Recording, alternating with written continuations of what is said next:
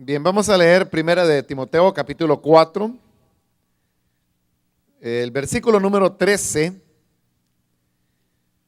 que dice: entre tanto que voy, ocúpate en la lectura, la exhortación y la enseñanza. Amén. Solo eso leemos. Pueden tomar sus asientos, por favor.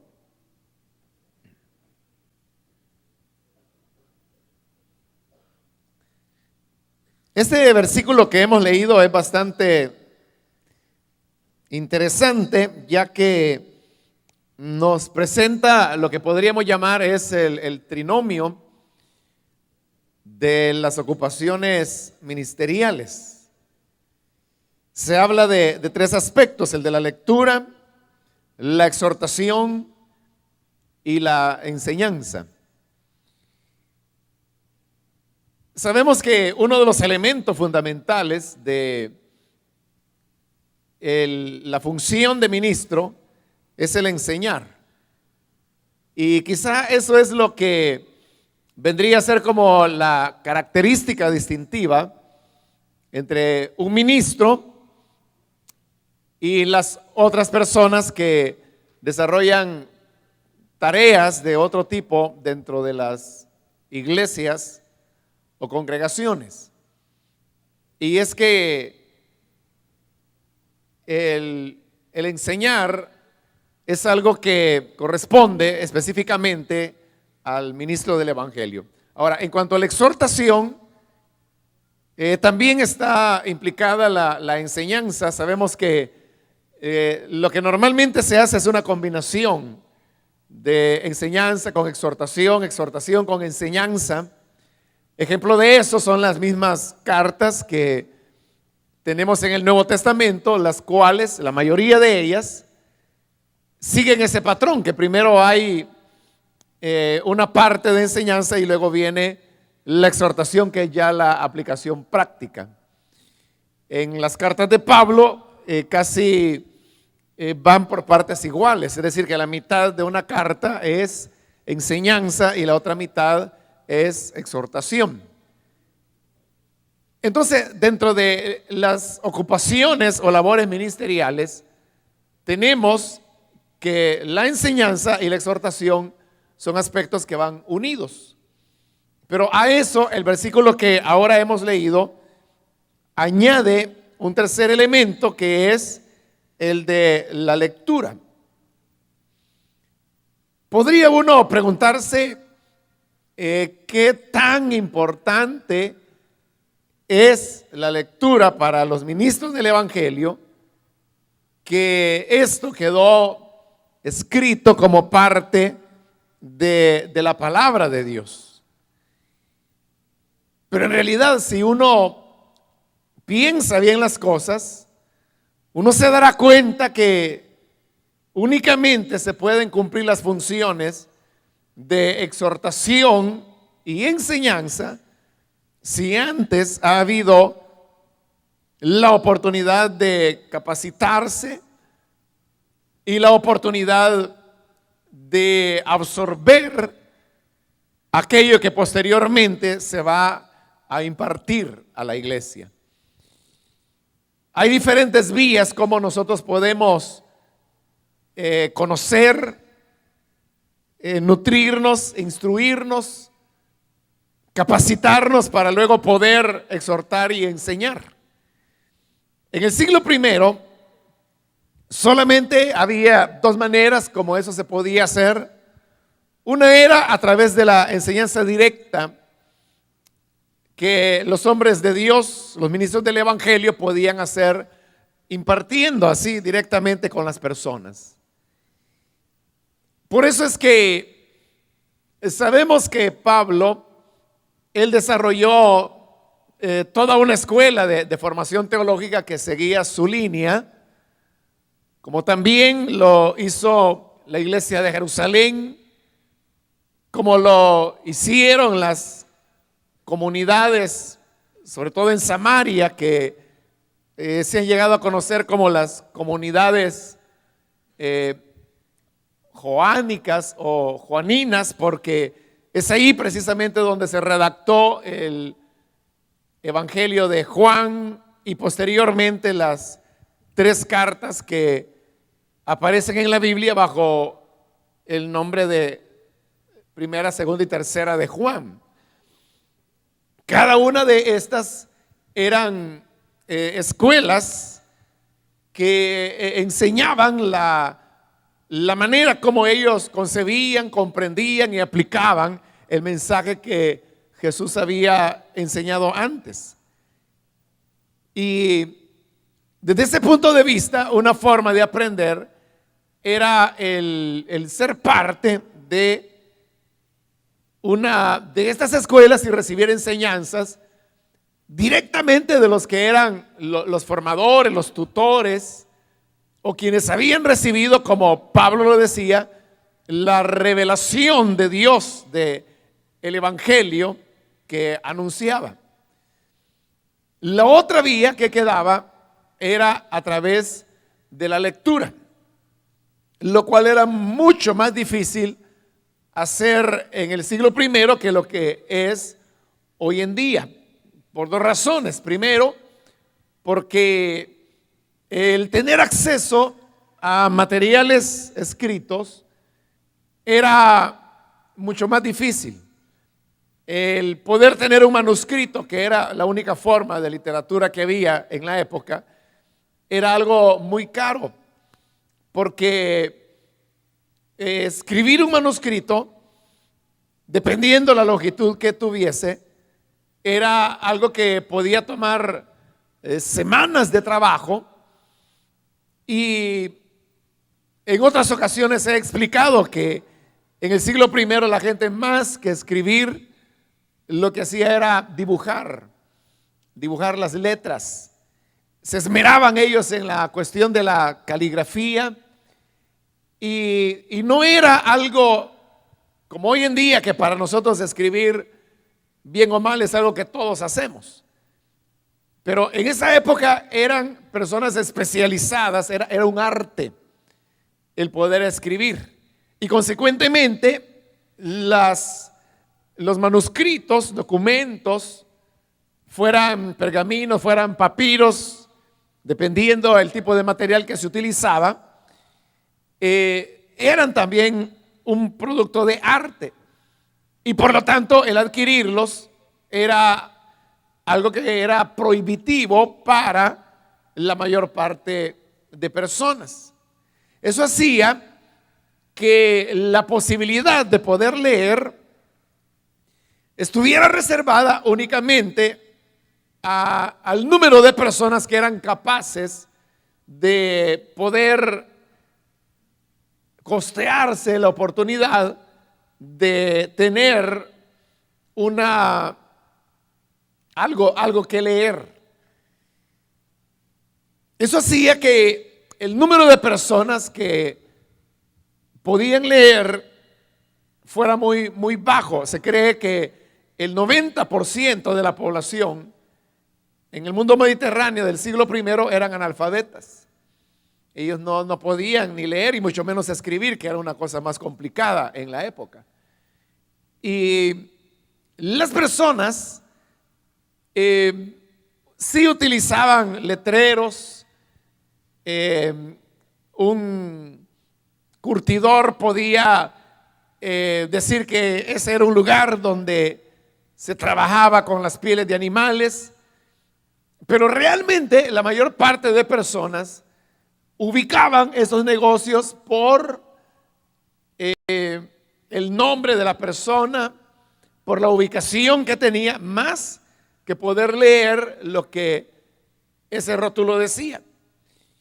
Sin embargo, aunque las barreras y las dificultades que había para poder leer eran tales como las que hemos explicado, es interesante que ahora se coloca dentro de ese trinomio de la función ministerial la lectura, que a su vez dará paso a la exhortación y a la enseñanza.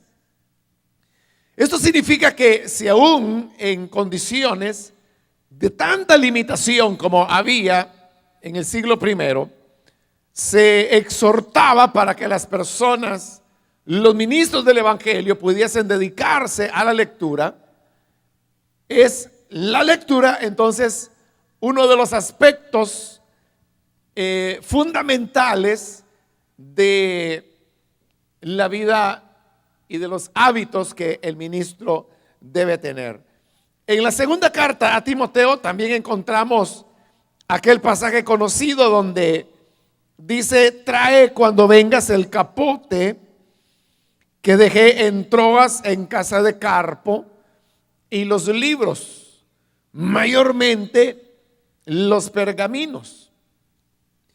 Cuando habla de los pergaminos, se cree que se estaban refiriendo a lo que eran las escrituras. Pergamino se le llamaba a todo documento que se escribía sobre una pieza de piel. Eso era un pergamino. Pero había también los papiros, que como su mismo nombre lo dice, eran aquellos documentos que se escribían sobre un material elaborado en base a lo que era el papiro, que era un junclo que nacía en las áreas inundadas o pantanosas o en las costas. Entonces ese papiro lo procesaban y así es como se lograba tener lo que era lo que llamamos papiro y que la gente utilizaba para escribir. Pero aparte de la mención que hace de las escrituras, también le pide que se le lleven los libros. Y cuando habla de los libros, es bien difícil que nosotros podamos decir que eran los contenidos de esos libros. Probablemente eran algún otro tipo de literatura, probablemente religiosa, probablemente no. Y eso dependía mucho de quién era, quien estuviera pidiendo que se le llevasen los libros y los pergaminos también. Pero de ambos pasajes lo que podemos encontrar es que la lectura es un elemento fundamental para el desarrollo del ministerio. Ahora, todos, hermanos, sabemos que la labor del ministro es una labor de enseñanza. Eso es lo que nosotros hacemos, enseñar. Nosotros compartimos la palabra. Hace años yo escuché y me pareció interesante que nosotros hablamos de hacer cultos. Y decimos, bueno, ya va a empezar el culto, vamos al culto, invitemos a las personas para que vengan al culto. Hasta que en una ocasión yo escuché a un hermano que predicaba y él decía que la palabra culto viene precisamente de la palabra cultura. Y yo nunca lo había notado, pero él tenía razón, esa es la misma raíz, ¿no? De la palabra culto viene culturizar, viene cultura. Entonces, un culto es aquello donde uno va para conocer, para aprender, para instruirse, para poder recibir un conocimiento que antes no se tenía. Pero precisamente porque la función del ministro es la de enseñar, es importante que el ministro esté preparado para poder impartir esa enseñanza. Es igual que el profesor que va a dar clase a una escuela. Él no puede ir a enseñar si antes no se ha preparado. Ya no se diga si se trata de una enseñanza a nivel universitario. Nadie, bueno, hay gente genial, ¿verdad?, que no necesita preparar nada, es capaz de armarle una conferencia a usted en cualquier momento, pero esas son personas excepcionales. lo normal es que las personas se preparan, se capacitan para poder tener algo que decir. Entonces es una labor de formación a la cual nosotros hemos sido llamados. Y ahí es donde resulta importante que nosotros tengamos algo que podamos enseñar. A veces, hermanos, nosotros justificamos nuestra pereza, nuestra indolencia, tergiversando ciertos pasajes de la Biblia, como decir, por ejemplo, bueno, si realmente yo no enseño nada que sea humano, yo enseño la palabra de Dios, yo solo paso al púlpito, y cuando paso al púlpito el Espíritu Santo me enseña, me dice lo que debo hablar. Además la Biblia dice, abre tu boca que yo te la llenaré. Y entonces, basándonos en malinterpretaciones de la Biblia, como las que he mencionado, lo que hacemos es solamente justificar nuestra indolencia, nuestro descuido, nuestra pereza, para poder entregar a las personas algo que en realidad les edificará. Es importante, hermanos, comprender que los tiempos van cambiando y uno no puede aplicar ahora en el año 2010, que sería ya la primera década del nuevo milenio y del nuevo siglo, aspectos que hace 40 años, en la década de los 70, eran valederos. Porque en los 70 la iglesia era una minoría, aproximadamente un 3% en el caso de nuestro país, y realmente las ofertas, voy a decir, de enseñanza o opciones para escuchar la palabra eran realmente muy pocas. Y era una época cuando lo único que se requería era el poder presentar los elementos fundamentales de lo que era el evangelio. Dentro de estos elementos fundamentales, lo que más predominaba era la apología hacia el catolicismo romano. O sea, la idea era enseñar que las diferencias entre el evangelio y el catolicismo romano, y entonces decir, bueno, ellos tienen imágenes, nosotros no tenemos imágenes, porque nosotros creemos en un Dios vivo, el de ellos está muerto. Ellos creen que María es la mediadora, nosotros creemos que Jesús es el único mediador, como lo dice la Escritura, que solamente hay un mediador entre Dios y los hombres, Jesucristo, hombre. Entonces, esa era la enseñanza fundamental, pero era una enseñanza que en esas condiciones, hace 40 años atrás, era lo que las personas necesitaban.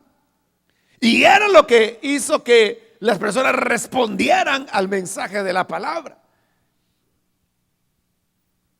Ahora, el mensaje era, como usted lo puede ver, sumamente sencillo. Y tan sencillo era que muchas veces las iglesias no tenían una definición o una claridad de qué era el evangelio a ciencia cierta. Por eso es que uno podía encontrarse con ciertos conflictos. Su servidor llegó al conocimiento del evangelio en una iglesia que no era Elim, porque Elim todavía no nacía en el país. Pero en esta otra iglesia yo le puedo mencionar algunas de las discusiones de tipo doctrinal que se daban en la iglesia. Una de ellas, recuerdo en una ocasión, era la discusión acerca que si Dios era una Trinidad o no lo era. Y la discusión no era porque hubiese personas que tuvieran el concepto de que tiene el unitarismo, ¿no? de solo Jesús. O sea, ese problema no existía. No había ese problema, sino que era simplemente que la iglesia lo que quería era llegar a una definición Y claro, yo ahí le estoy hablando que quizá tenía como un año de conversión. Yo mismo no conocía mayormente la palabra porque no se enseñaba la palabra ahí. Se leía un versículo, pero lo que se hacía no era trabajar el versículo, sino que lo que se hacía era que sobre la base de un versículo decir cuántas ocurrencias el predicador se le vinieran a la cabeza, ¿no? Lo cual hay muchos que hoy en día lo siguen haciendo, ¿no? Que toman un versículo solo como excusa para decir lo que quieren decir. Y no es el trabajar el texto de la palabra para poder presentar lo que la palabra dice a las personas. Entonces, el problema era que como no había una definición, las personas no sabían, pero así le estoy diciendo muy sinceramente, no sabían si Dios era una Trinidad o no. Por alguna razón que yo no sabría explicar en este momento, a pesar que yo era recién convertido, yo tenía una convicción que Dios era una Trinidad. Aunque si me hubieran dicho que lo demostrara, pues yo no lo hubiera podido hacer en ese momento, porque no tenía ninguna formación. Pero lo que le quiero decir es que hubo argumentos que decían sí, Dios es una Trinidad. Por otro lado, argumentos que decían no, Dios no es una Trinidad, y no estaban proponiendo la doctrina de solo Jesús, sino que era simplemente que tenían una concepción de Dios que no necesariamente tenía que ser trinitaria. Bueno, aunque le parezca increíble, al final que se oyeron las posiciones y se argumentó durante varios días o semanas, la palabra final, quien la tenía, era el pastor de la iglesia. Y el pastor simplemente a la conclusión que llegó fue que dijo: bueno, hemos escuchado que el hermano fulano, sutano y mengano opinan que Dios es una Trinidad. Y en esas argumentaciones había muchas confusiones, como confundir, por ejemplo, corporeidad con personalidad. Claro, eso yo hoy lo entiendo, pero en aquella época me parecía a mí que eran cosas razonables. Y luego, en la otra posición, ahí sí realmente yo no recuerdo cuáles eran los argumentos, pero fulano, sutano, mengano piensa esto. Entonces él dijo: lo que vamos a hacer es que toda la iglesia nos vamos a poner en oración para que sea Dios quien nos hable y nos diga si Él es una Trinidad o no es una Trinidad. Esa fue la conclusión a la que se llegó, y todos estuvimos de acuerdo y nos pareció sensato, y comenzamos a orar para que fuese Dios quien dijera si Él era o no era una Trinidad. Le estoy colocando ahí un ejemplo de algo que para nosotros pues nos puede parecer increíble, ¿no? La historia que le estoy contando, pero es real porque yo la viví. Y de igual manera, después de algunos meses de conversión,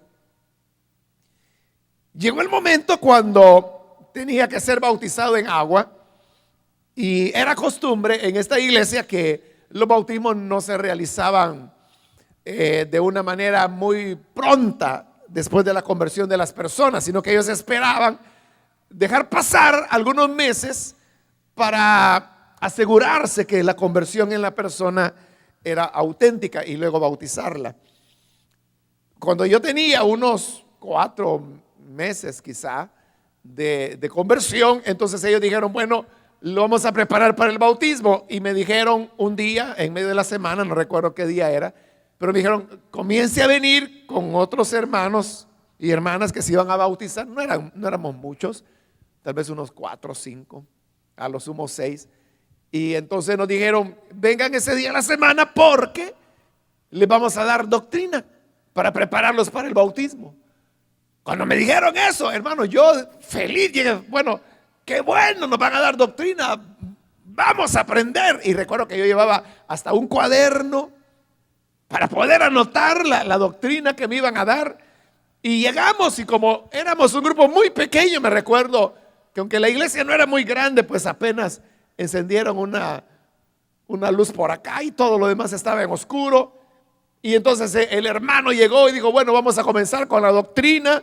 Hizo una lectura bíblica que no recuerdo dónde fue, pero yo la anoté y yo dije, bueno, aquí se va a basar la doctrina. Pero cuando empezó a dar la doctrina no era nada más que cosas como, por ejemplo, ya ustedes que se van a bautizar, ya no tienen que dejar las cosas del mundo, ya no tienen que ir al cine, ya no tienen que utilizar este tipo de calzado, ya no tienen que vestir este tipo de ropa.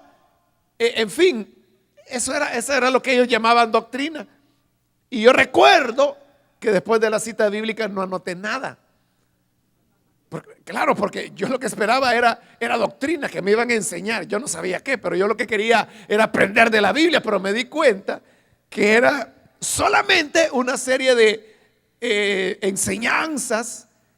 Bueno, y para no hacerle larga la historia, finalmente la razón por la cual salimos de esa iglesia es porque luego hubo otra discusión.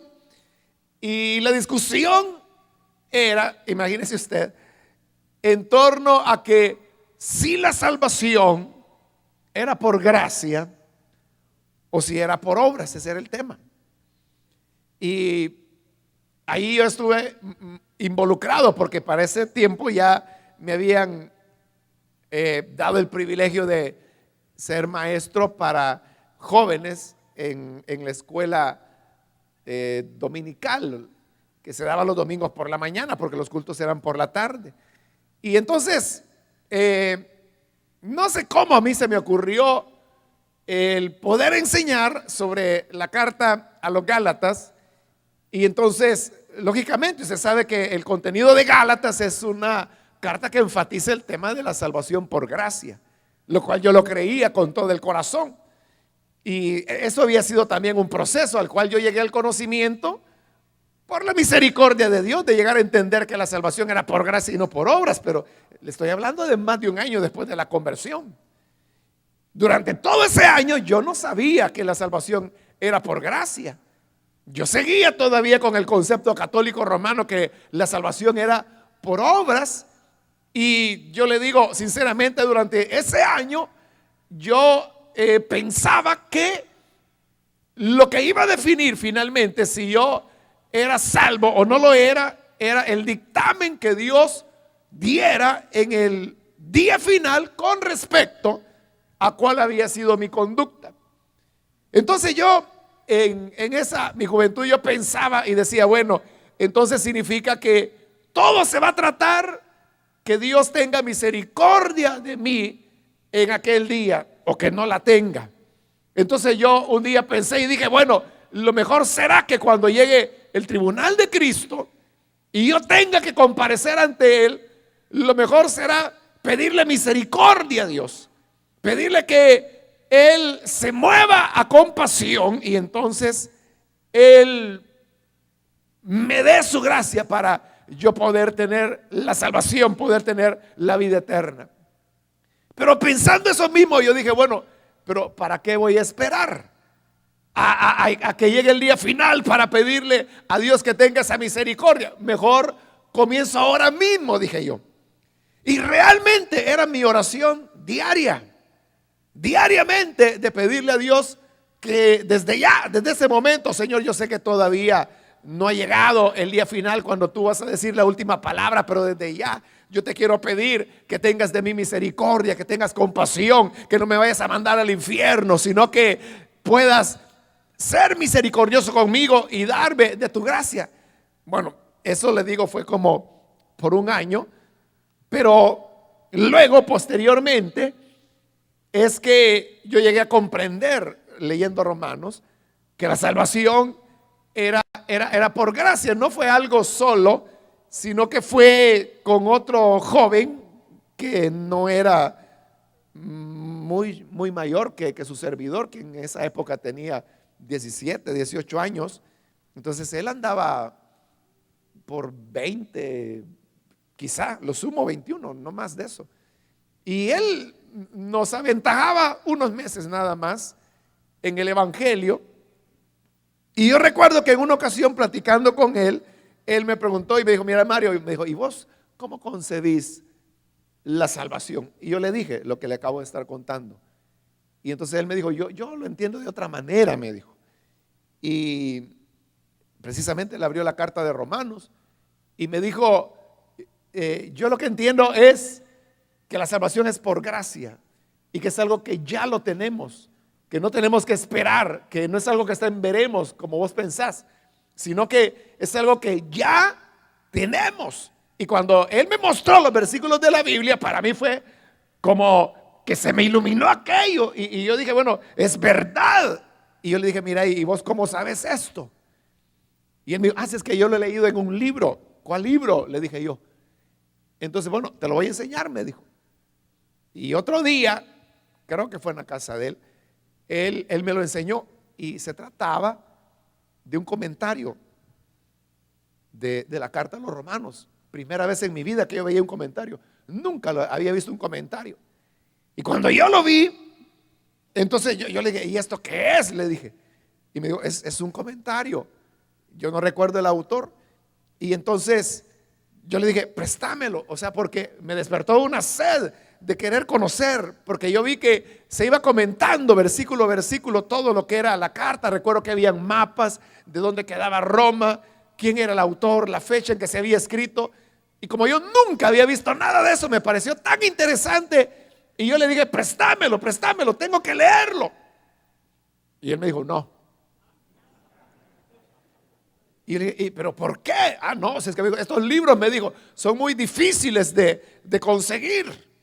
Total que yo le rogué tanto, que al final quizá le di lástima. Y él me dijo, vaya, te lo voy a prestar. Me dijo, pero me dijo, cuidado, me dijo, yo quiero que me la traigas así como te lo estoy dando. No lo vayas a manchar, no le vayas a doblar ni una página, cosa que yo tampoco hago.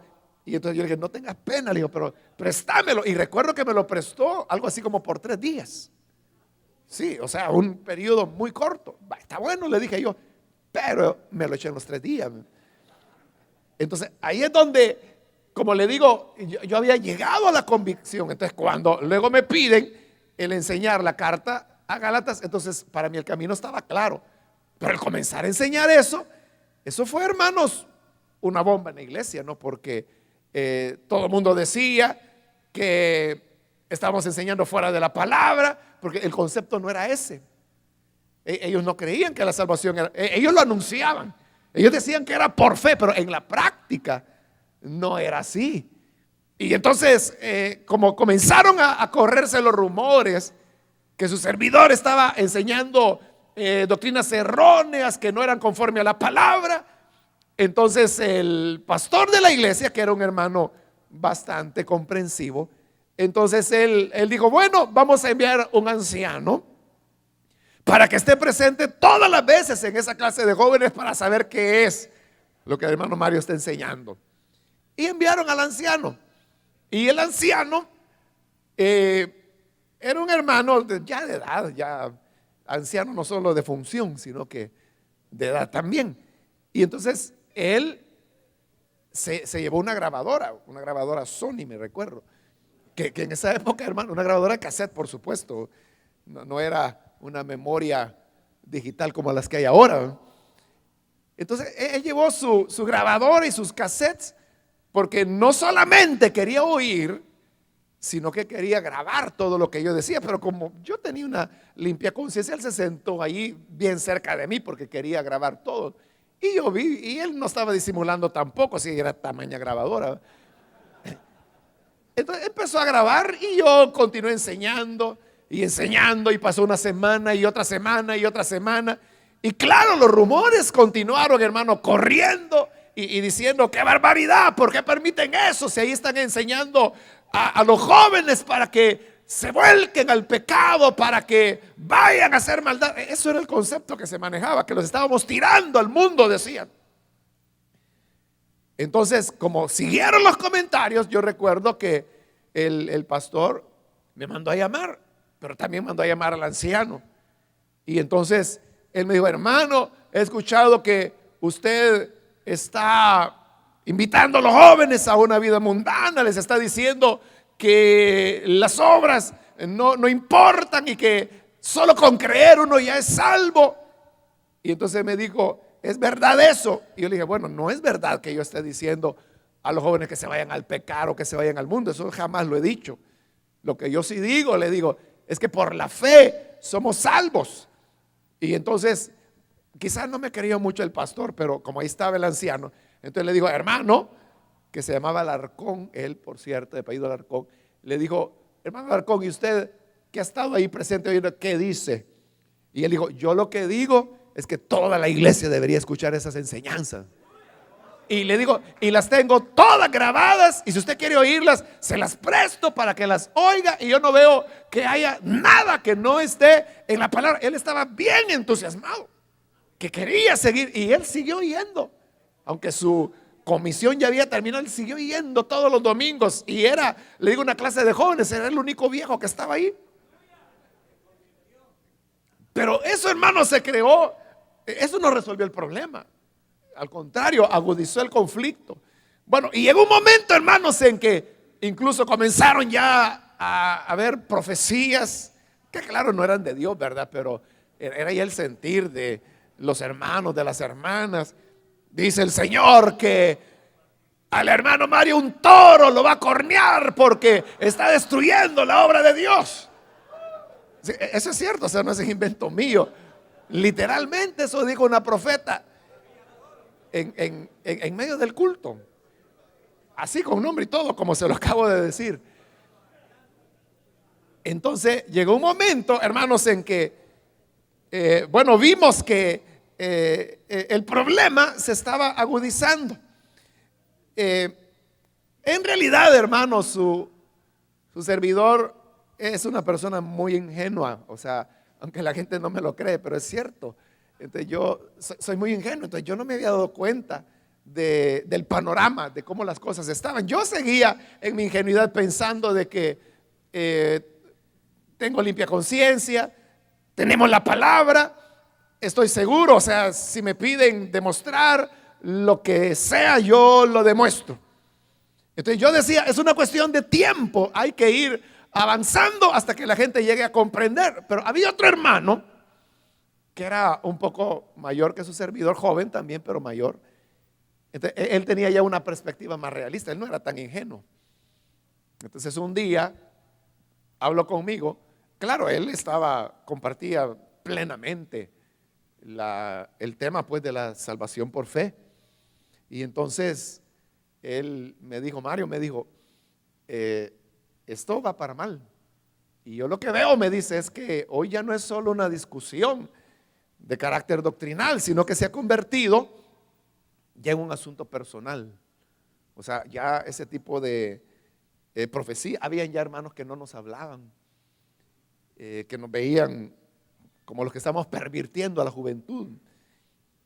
Me recuerdo que yo utilizaba una pizarra para dar la clase bíblica y la dejamos en la mañana.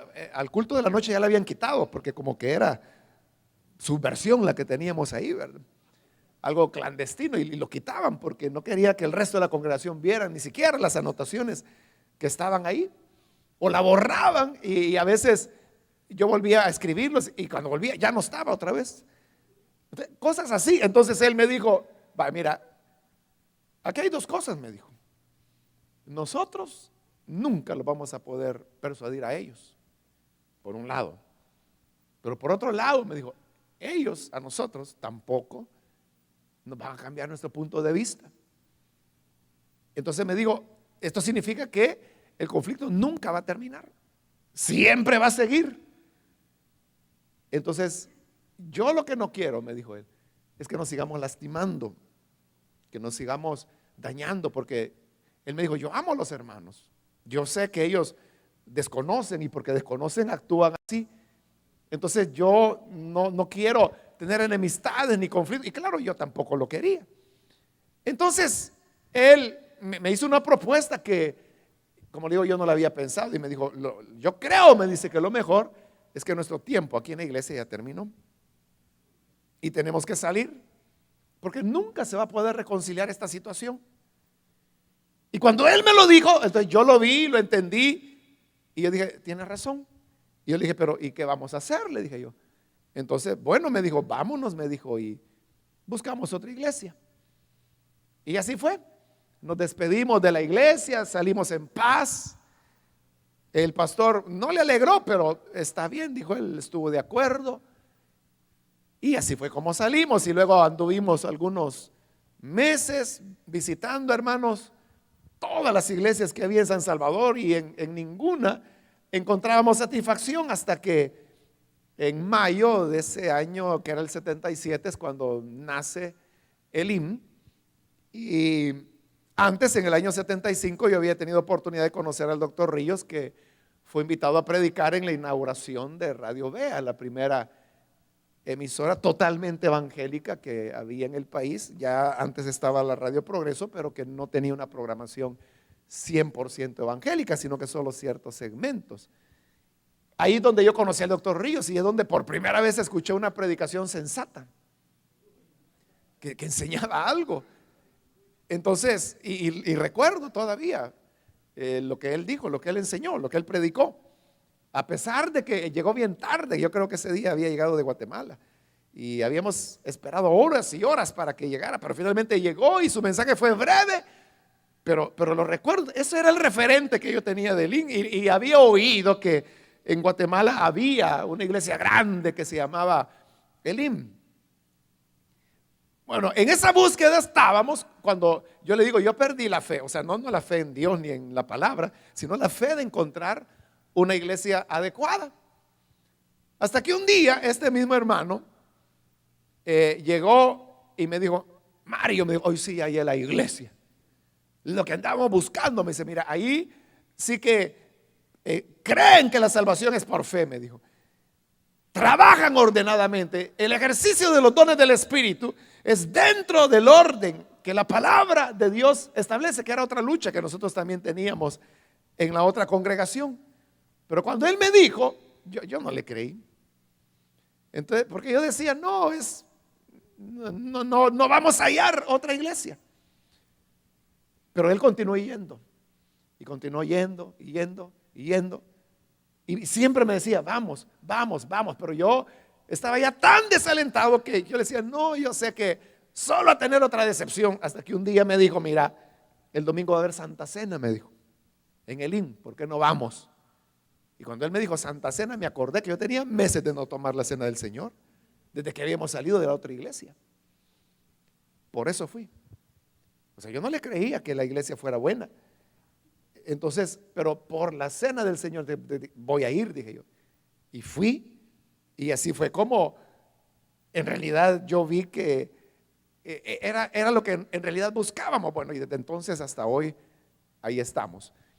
Pero cuento esto, hermanos, para que comprendamos cómo era el nivel que se vivía dentro de las iglesias evangélicas. Imagínense, si esas eran las discusiones que había en la iglesia que considerábamos mejor, ya se puede imaginar cómo estaban las otras que visitamos. Y yo le puedo hacer la lista de todas las iglesias a las cuales fui yo, porque éramos un grupo de jóvenes y nos dividíamos para cubrir más rápido, y fulano a tal iglesia, mengano a tal otra, para ver cómo era. Imagínense cómo estaban las otras. Si lo que sentíamos mejor es lo que le acabo de describir.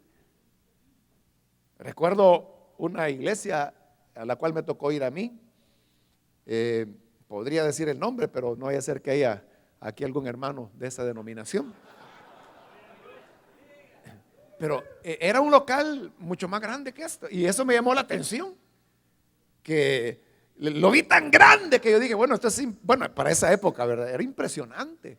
Hoy he pasado por ahí, veo que es chiquitito, pero en esa época la vi grande.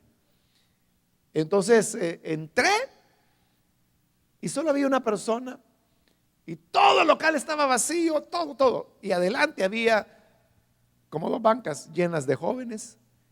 Y entonces yo entré, y como vi tan solo, le pregunté al muchacho que estaba atrás, ¿y hay culto? Sí, me dijo, y es culto de jóvenes. Ah, bueno, dije yo. Y me senté en la parte de atrás. Una cosa muerta, totalmente muerta. Y llegó el momento en que el muchacho que estaba dirigiendo dijo, bueno, vamos a darle un tiempo al coro, así que va a pasar el coro a cantar. Mi sorpresa es de que todos los que estaban ahí se levantaron y pasaron a cantar. Y no había nadie más que su servidor allá atrás. Hasta el que estaba en la puerta pasó. Más parecía un ensayo de coro que un culto de jóvenes.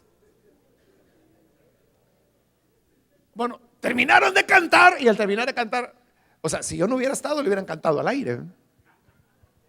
Bueno, le cantaban al Señor, ¿verdad? Pero nadie los hubiera escuchado más que las bancas. Pero estaba yo los oí.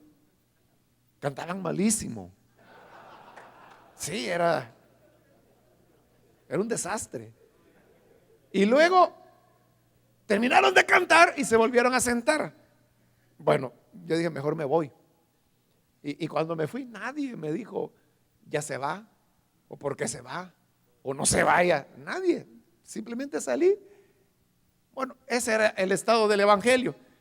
Entonces, lo que le quiero decir es que en esa época funcionaba cualquier cosa. Funcionaba cualquier tipo de enseñanza, por simple, vacía, poco bíblica que fuera, funcionaba. La gente lo creía, lo aceptaba. Pero estoy hablando de 40 años atrás. O sea, hoy las cosas son diferentes. Porque la iglesia ha crecido muchísimo, pero no solamente es el aspecto de crecimiento, sino que es el aspecto de formación. Y es el aspecto también que no solamente hay contados lugares donde se predica el evangelio, sino que ahora hay múltiples lugares donde se predica el evangelio. Entonces, ¿qué es lo que sucede? Que aquellas personas que fueron de gran impacto en la década de los 70 con un mensaje que, bueno, nos parecía a todos impresionante y decíamos, esta es la vida. Pero si les escucháramos ahora, lo que sentiríamos es, y este era el gran hombre, eres tú aquel Daniel. Porque uno se queda preguntando, y esto era lo que a mí me impresionaba, y esto era lo que a mí me llenaba. Porque hoy uno los escucha y los escucha con una simpleza. ¿Pero por qué? Es que ellos cambiaron. No, no han cambiado, y ese ha sido el problema, que no cambiaron. Lo que ha cambiado es la iglesia, somos nosotros, que tenemos otras expectativas, tenemos otras, ¿cómo le diría?, fuentes de alimentación. Otros, escuchamos otros predicadores, otra forma. Entonces, ¿qué implica esto? Que en la medida que la iglesia va desarrollando, va madurando, va creciendo, la iglesia cada vez demanda más contenido, más y más y más contenido. Entonces son nuevos tiempos donde lo que se necesita es responder a la sed de conocimiento que la iglesia tiene. O sea, ya la iglesia ya sabe, hermanos, y ya no les interesa que los ídolos están muertos. Eso ya lo saben. Ya la gente, hermano, quiere que se vaya más allá y quieren conocer su fe, quieren conocer el evangelio, quieren conocer que se les predique la Biblia. Y no que simplemente se lea un pasaje de la Biblia y uno comience a hablar inventos. Siempre hay gente que es así y que se va a conformar con eso, pero no va a estar mucho tiempo en eso, porque antes eran las únicas opciones, hoy no, hay otras opciones. Por eso es que Elim en Guatemala llegó a ser en su tiempo la iglesia más numerosa, porque estaba ofreciendo algo que nadie ofrecía: enseñanza. O sea, hablando del doctor Ríos en su tiempo, o sea, sí era fascinante escucharlo. Yo lo escuché predicar, no sé, unas 4 o 5 veces, pero aquí tengo los mensajes de él. Perfectamente recuerdo su predicación en el auditorium, que era un día de Santa Cena, y predicó en el pasaje de Romanos donde dice: bienaventurados aquel cuyos pecados han sido perdonados. Eso. Pero fue una enseñanza, hermanos, que yo la recuerdo O sea, era una delicia escuchar eso. Eso es lo que otros no tenían. Claro, los otros zapateaban, gritaban, saltaban, insultaban, hacían todo lo que se podía hacer. Ahora, el doctor Ríos, los que lo conocieron, usted sabe que él era ya un hombre de edad. Él no era tan efusivo, ni levantaba la voz, pero el conocimiento que tenía, su capacidad de poder, de enseñanza, era fantástica. Claro, posteriormente, usted sabe, él tuvo pues muchas desviaciones doctrinales, al punto que nos echaron a nosotros. Pero entonces, hermanos, a lo que quiero llegar es que, si es que así es toda la sociedad, hermanos. ¿Acaso no se decía antes que si uno tenía ya un bachillerato, con eso ya se defiende en la vida? Y si era un bachillerato del inframen, qué mejor, ¿verdad? Ya tenía para defenderse de la vida, en la vida. Pero ¿y ahora? ¿Es suficiente eso? Hermanos, si hay ingenieros que están vendiendo ahí pollo campero, médicos que tienen negocios de imprenta. O sea, porque las exigencias de la sociedad son mayores. Y uno diría, bueno, ¿y qué? ¿Es que hoy la gente es más viva que antes? Es simplemente la evolución que la sociedad va teniendo. El problema es que si la iglesia no se da cuenta de eso, y hay muchos que no se han dado cuenta, y todavía están añorando aquellos elementos de hace 30, 40 años atrás. O sea, envejecieron ellos y no se han dado cuenta que esa iglesia ya no existe, sino que ahora es una iglesia mucho más demandante, que demanda del ministro mayor entrega. Pero eso no nos debe preocupar, al contrario, nos debe alegrar, porque es la iglesia que nosotros mismos formamos y que les hemos impreso un anhelo, un deseo de querer conocer más y más de la palabra de Dios. Entonces, el retomar pasajes como el que hoy hemos leído, ocúpate en la lectura que enfatiza el aspecto de la formación, es algo que debemos retomar. Cuando Spurgeon predicó y luego se ha publicado como sus libros aquellos sobre la vida del ministro, el primer tomo es la vida del ministro, el segundo tomo es el mensaje del ministro. Entonces él habla que uno de los elementos de la vida del ministro, dice que es lo que él le llama el hábito de acumulación, le llama él. Y él a lo que se refiere con eso es que el ministro es alguien que tiene que ir acumulando y recibiendo y recibiendo más y más y más, porque mientras más sabe, mejor podrá compartir con los demás. Entonces nosotros, hermanos, en la vida tenemos que aprender a ir recogiendo. Spurgeon explica que uno puede aprender de todo y que todo tiene aplicación dentro de la palabra de Dios. Por eso usted lea cualquier mensaje de Spurgeon y usted verá cómo él era un hombre que tenía ese hábito de acumular y tenía mucho conocimiento. A veces ese conocimiento lo utilizaba hasta de una manera irónica, pero surtía el efecto que él andaba buscando.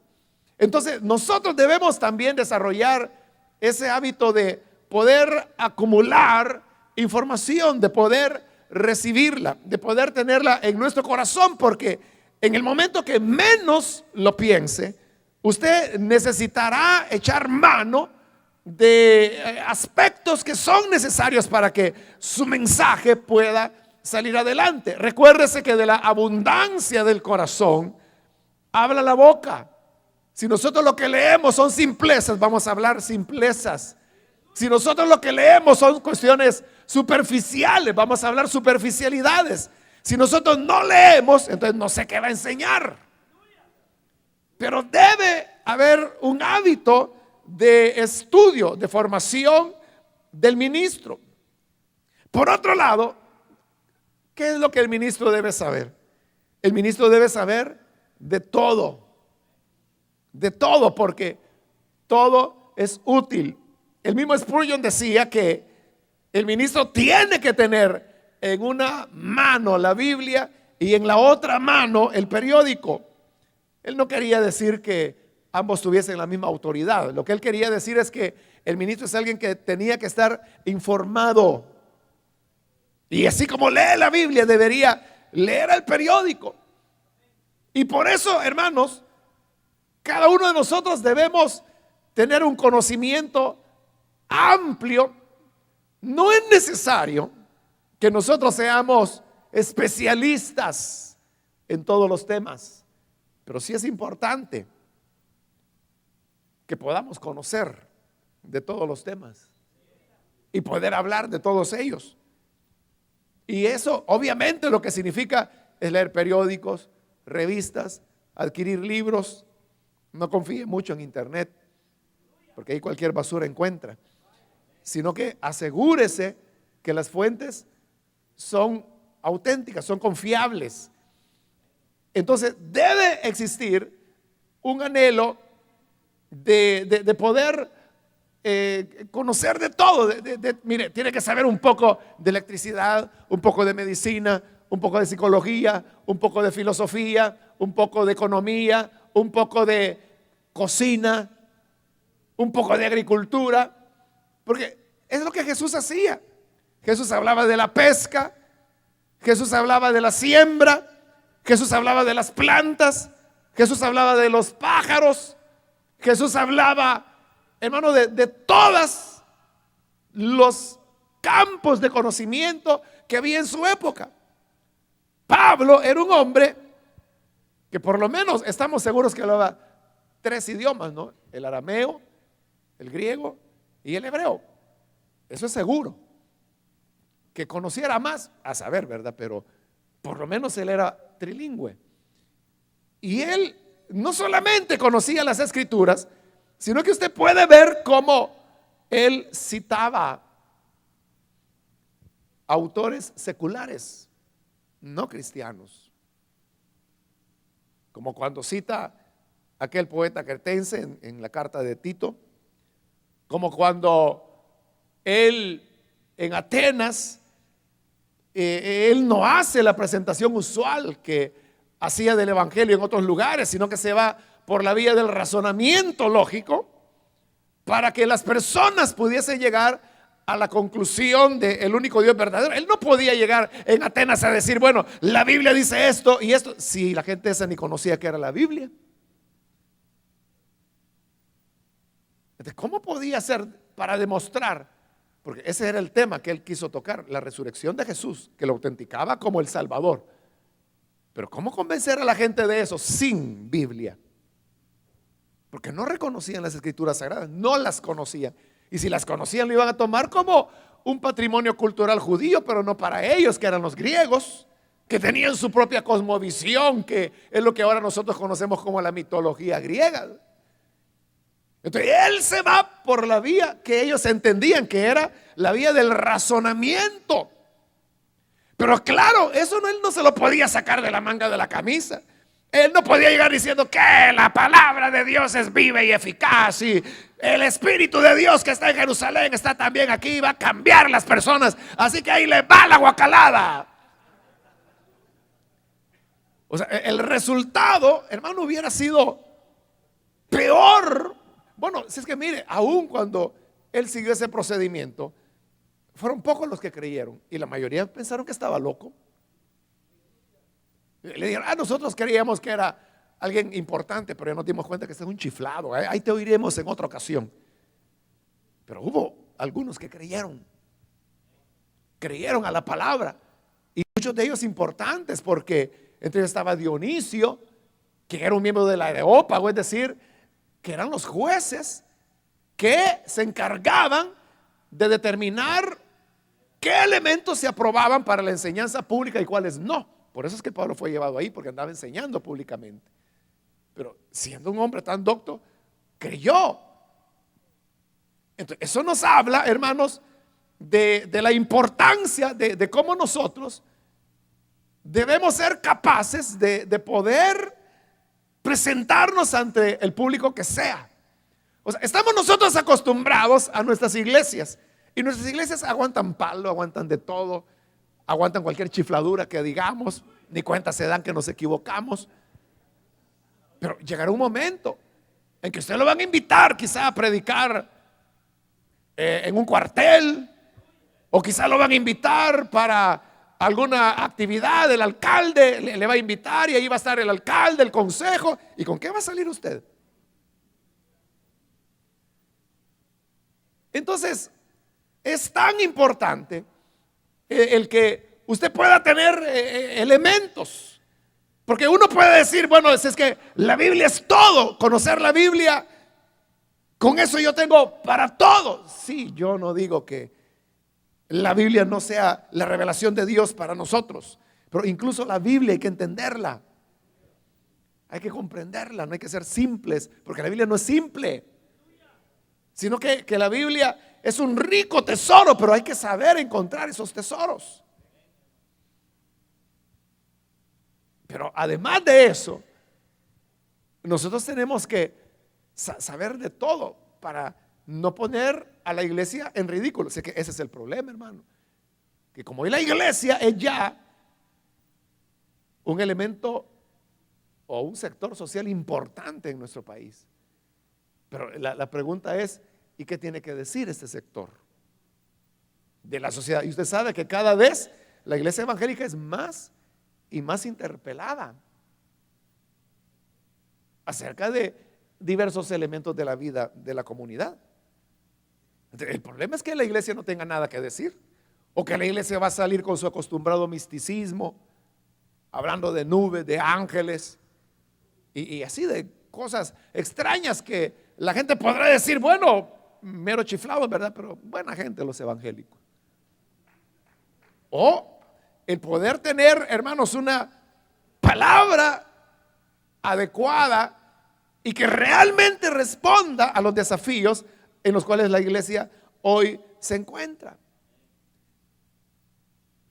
Esto, hermanos, habla de la importancia de formarnos, de poder conocer cada vez más y más. Y en eso la lectura, como dice acá, juega un papel fundamental.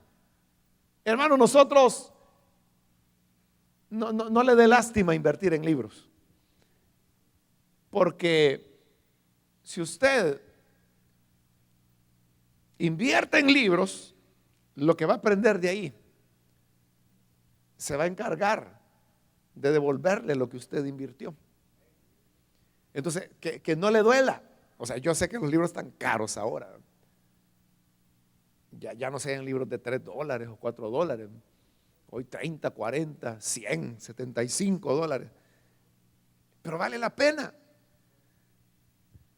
Pero la cosa no es solo tener colección. Porque ahí uno tiene, no sé, 300 libros y de esos 10 ha leído. Y cuando la gente llega y ve la biblioteca dice, qué bárbaro este hermano, sí que ha de conocer todo. Y si supieran que ni la pasta ha visto.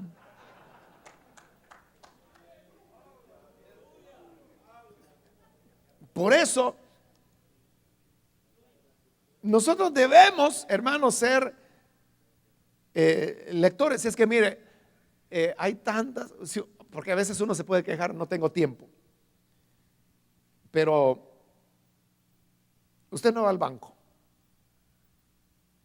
y cuando va al banco no le toca hacer las grandes filas, y usted dice, ya tengo media hora de estar esperando aquí. Hay veces que, dependiendo de la fecha, dependiendo del banco, ¿verdad? A veces más de una hora se tira uno ahí. ¿Y qué hace usted? Quejarse, dar mal testimonio. Sí, porque está quejándose y que estos y que no sé qué y que ve aquella, ya cerró la ventanilla. Deja de estar hablando vos y atenderlo rápido.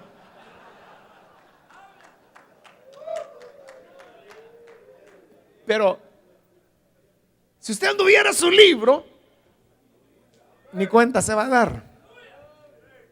Simplemente sigue aprendiendo. Y ese es su trabajo. No está perdiendo el tiempo. Está aprendiendo. Hay un libro mero nuevo que si no lo han leído se lo recomiendo, que se llama David Yonggi Cho, CEO, donde es un libro que no es escrito por él, sino que es escrito por otros especialistas coreanos en administración de empresas. Por eso es que lo catalogan a él como un CEO, ¿verdad? Un Chief Executive Officer, que vendría a ser, en español sería como el director ejecutivo, pero que puede tomar decisiones administrativas en una empresa o compañía, cualquiera sea, excepto vender los activos.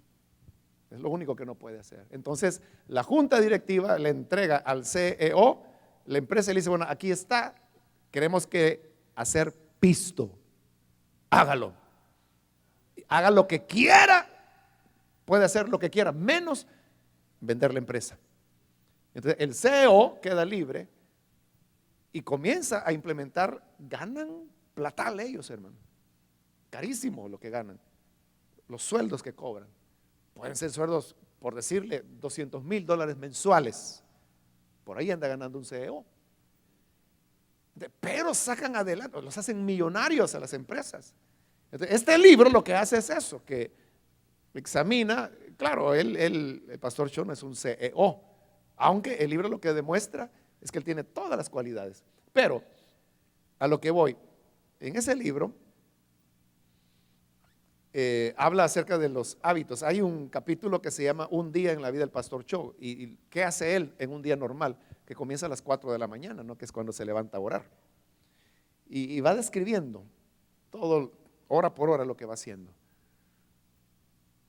Pero uno de los datos interesantes ahí es que un hábito que tiene el pastor Cho es que él lee 10 libros mensuales. Esa es su meta. Desde hace años lo viene haciendo. Lee 10 libros mensuales, lo cual significa, depende pues del tamaño del libro, ¿verdad? Pero un promedio de que cada 3 días se ha terminado un libro.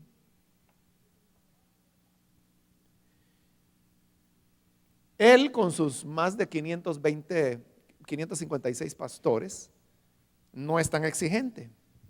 Solamente les pide que lean 9 libros al mes.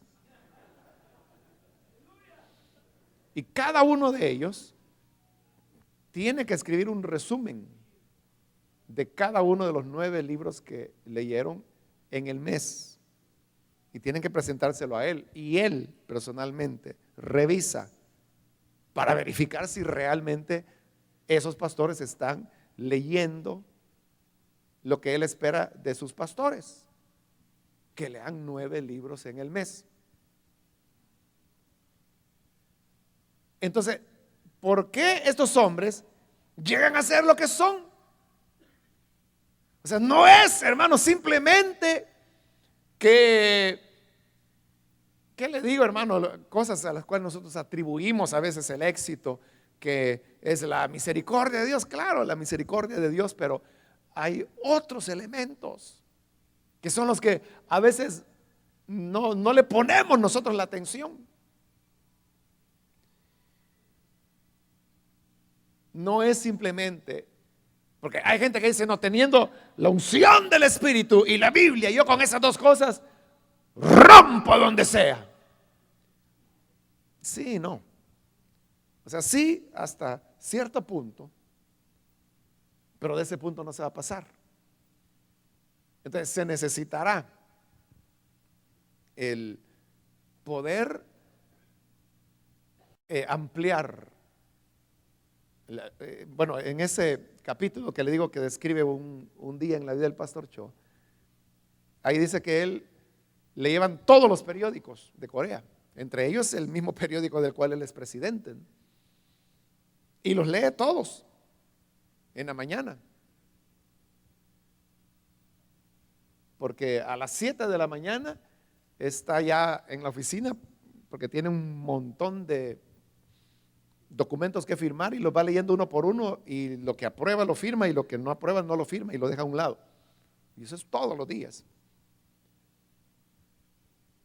Tienen 2.888 grabaciones de mensajes de él.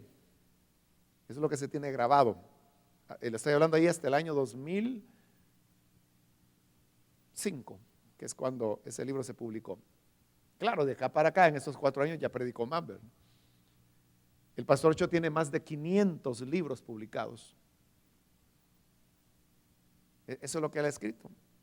No recuerdo la cantidad exacta, pero son más de 500 libros publicados. Hoy que él se retiró, hace 1 año y medio va a ser ya, hubo una entrega que le hicieron de un premio que se llama la Medalla de la Humanidad, le llaman, que es un premio muy de mucha reputación a nivel mundial, y se lo entregaron en un centro de convenciones en Seúl, en Corea. Pero lo que le quiero decir es que todo el salón de convenciones, más grande que esto, era para exponer los libros que él ha escrito, más de 500. Entonces, ahí estaban todos, aparte de artículos, revistas, los periódicos. Hablando solo de libros, son más de 500. Entonces, esto es lo que nos lleva a entender que hay algo más detrás de los hombres. Y por eso, yo quiero, hermanos, que el capacitarnos, el estudiar, es vital. Y cuando hablo de estudio me estoy refiriendo ya a una cuestión más sistemática. La mayor parte de nosotros, o sea, nuestra generación, no tuvimos oportunidad de poder haber recibido una formación teológica sistemática. O sea, yo nunca he tenido esa oportunidad, y creo que la mayor parte de nosotros no, tampoco. Pero al no tenerla, entonces nuestro recurso es el ser autodidactas. Porque hay una verdad, y es que si usted examina en la historia de la iglesia, todos los ministros que fueron relevantes, que hicieron algo por la obra de Dios, ninguno de ellos era una persona simple. Todos eran personas sobresalientes, geniales, muy educados, con una gran formación académica o con grandes habilidades, como el caso de William Carey, que se le reconoce como el fundador de las misiones modernas, que va a la India y traduce la Biblia a 56 dialectos. Claro, en la India hay miles de dialectos, ¿no? Pero traducirla a 56. Ese era un genio, ese hombre, para los idiomas. Tenía una habilidad tremenda. Entonces, eran así, hombres que, o sea, hicieron lo que hicieron porque había en ellos algo, una capacidad. Entonces, nosotros, hermanos, debemos hacernos amigos de los libros y debemos empaparnos, leer, conocer. Entonces va a llegar un momento en que usted le va a estar corrigiendo las planas a los licenciados de hoy. Usted va a tener que estarle corrigiendo a los, como hoy hay mucha gente que tiene maestrías, doctorados, entonces usted va a tener que decirle, no, no es así la cosa como lo he entendido. Se lo voy a decir como es. O sea, lo tremendo es que hay gente extranjera que conoce nuestro país mejor que lo que conocemos nosotros que vivimos aquí. Entonces, pero eso no nos lo podemos permitir dentro del ministerio, porque los hombres claves siempre fueron hombres que tenían una formación excepcional. Yo le he dicho otras veces, todos los reformadores fueron genios. O sea, Lutero, él era un genio. Si se le hubiera hecho un examen de coeficiente intelectual, yo le aseguro que él anda por 180 o algo así, arriba de 150. Lo mismo Calvino, lo mismo Zwinglio. O sea, eran hombres y que tenían una cultura tremenda, vasta.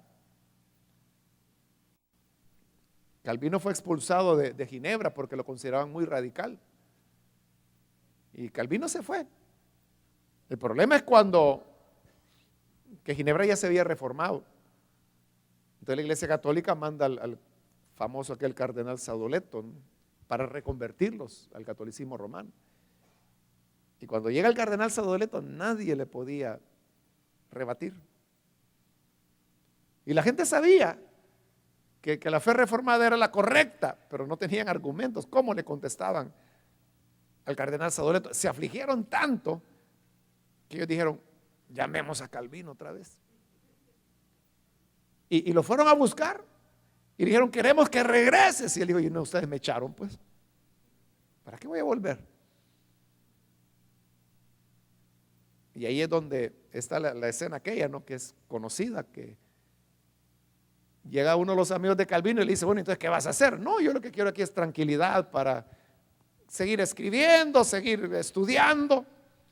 Entonces, cuando él se enoja, dice: el Señor maldiga la tranquilidad que quieres para estudiar, le dice. Y eso despertó a Calvino y le dijo: tienes que volver. Y él regresa, pero Calvino regresó en su sencillez, sin pompa ni nada. Se fue a meter a la iglesia donde el cardenal Sadoleto estaba enseñando y se sentó allá en la última banca a oírlo. Y ahí estaba el cardenal Sadoleto, hablando de los padres de la iglesia y que esto y que lo otro, y demostrando que el catolicismo romano era lo verdadero. Y cuando él terminó de hablar, Calvino levantó la mano allá atrás. Claro, Sadoleto no sabía que era Calvino. Entonces le dijo: ¿cómo no? Buen ciudadano de Ginebra, ¿tienes algo que preguntar? Y Calvino se pone en pie: no, pues preguntar no, pero sí quería corregir algunos errores que está cometiendo. Y empezó a citarle de memoria a los padres de la iglesia y a rebatirle todo. Bueno, y por ahí circula todavía el librito de él, que en realidad hoy lo han hecho libro, ¿no?, pero en realidad fue una carta que él hizo, ¿no?, respuesta al cardenal Sadoleto. Que lo quiera leer, por ahí lo va a encontrar. O sea, lo hizo lata, lo sacó y afirmó. Y ahí es donde Ginebra se convierte, como le llamaron, en la fortaleza del protestantismo en Europa, hasta hoy en día. Pero claro, hubo un hermanito que cree que con la Biblia y con el Espíritu, arrastrado le hubieran dado ahí. Entonces, eran los tiempos, eran los momentos que demandaban ya otro tipo de ministro. Entonces, si no nos hemos dado cuenta, hermanos, esa es la iglesia que ahora a nosotros nos toca servir. Es una iglesia que ya no se traga cualquier cosa y que no se conforma con cualquier cosa, sino que requiere de la enseñanza. O sea, hay que poner otra vez el púlpito en su lugar, que es lo que hizo la iglesia protestante, porque recuerden que el catolicismo romano quitó el púlpito y puso un altar. O sea, puso la ceremonia y el púlpito lo hicieron a un lado. Pero las iglesias protestantes quitaron el altar y volvieron a poner el púlpito. Entonces, igual, hoy hay mucha iglesia evangélica que ya quitó el púlpito. A finales del año recién pasado, allá en Santa Ana hacen una actividad que le llaman 24 horas, no sé qué, de alabanza, algo así. Y de casualidad yo me encontré una hermana en una librería que era de las que pertenece a la iglesia que organiza esa actividad. Y yo le dije: mire, le dije, ¿cómo es eso? Le dije: son 24 horas de alabanza, y entonces no paran. Le digo: ¿y cómo hacen? Le dije. Y me dijo: sí, me dice, comenzamos un día a las 7 de la noche y terminan al día siguiente a las 7 de la noche. Y le dije: ¿y cómo hacen? Le dije, y llega la gente, y por ejemplo a las 2 de la madrugada hay gente. No mucha, me dice, pero sí llegan. Y ¿Y cómo hacen para comer? Le digo. Y no se bañan en esas 24 horas. Y entonces ella me decía, bueno, a los que nos toca servir ahí tenemos que estar. O sea que no duerme, le digo, en esas 24 horas. Va por ahí, por ratito, me dice, vemos cómo nos acostamos.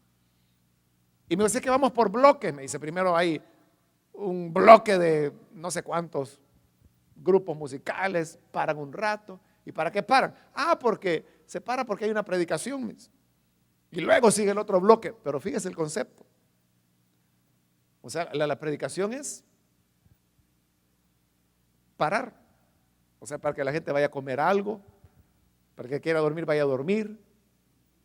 Porque lo central es la música.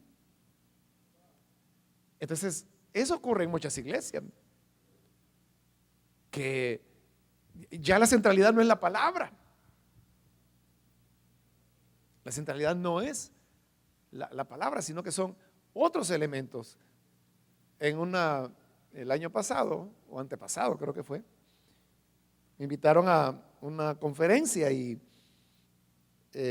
uno de los pastores, otro de los invitados para exponer, él, antes de darle enseñanza, él dijo, quiero mostrarles era un video corto de unos 5 minutos quizá, dijo de lo que es nuestra iglesia, y apagaron las luces y la pantallona y apareció. Pero hermano, era una discoteca. Sí, en realidad, oscuro totalmente, y luces y humo, y los muchachos brincando y la banda sonando, pero así literalmente una discoteca. Pero esa era su carta de presentación. Nunca hubo un momento en que apareciera alguien predicando, nada más que ese lucerío. Y yo me quedé sorprendido. Yo dije, bueno, si esa es la carta de presentación, ¿qué es lo que va a predicar este hombre? Y cabalmente era un payaso. De verdad, hacía reír, hermano. Ese es el primer cómico evangélico que yo conozco. Le ganó a Tijerita.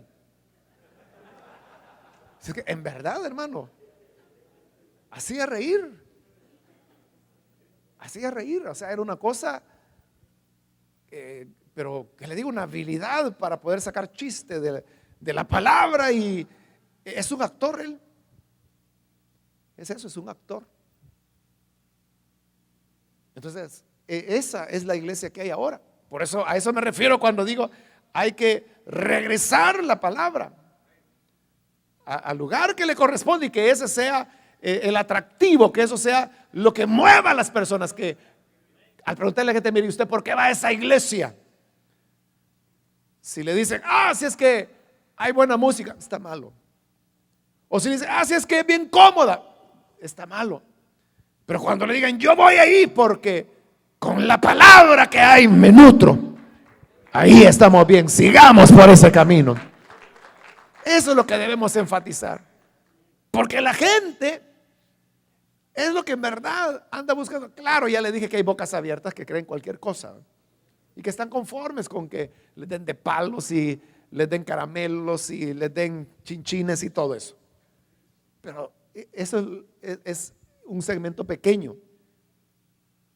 Hay mucha gente que es más sensata y tiene hambre y sed de justicia. Vamos a orar, vamos a cerrar nuestros ojos.